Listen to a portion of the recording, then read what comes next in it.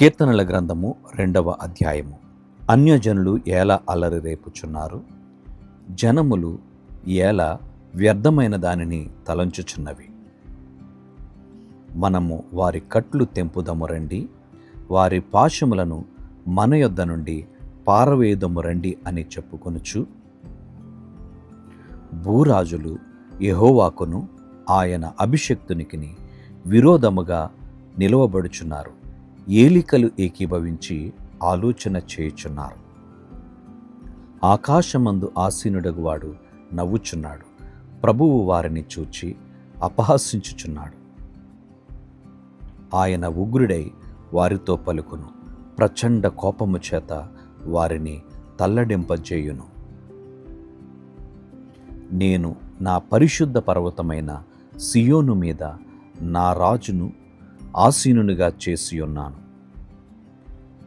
కట్టడను నేను వివరించెదను. యెహోవా నాకేలాగు సెలవిచ్చెను, నీవు నా కుమారుడవు, నేడు నిన్ను కనియున్నాను.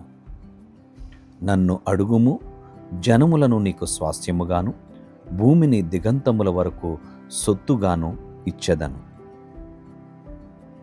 ఇనుప దండముతో నీవు వారిని నలుగగొట్టెదవు, కుండను పగులగొట్టినట్లు వారిని ముక్క చెక్కలుగా పగులగొట్టెదవు.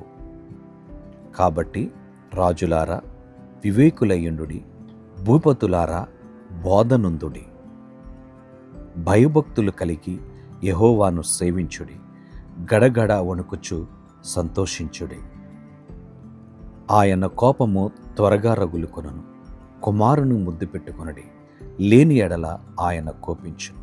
అప్పుడు మీరు త్రోవ తప్పి నశించెదరు. ఆయనను ఆశ్రయించు వారందరూ ధన్యులు.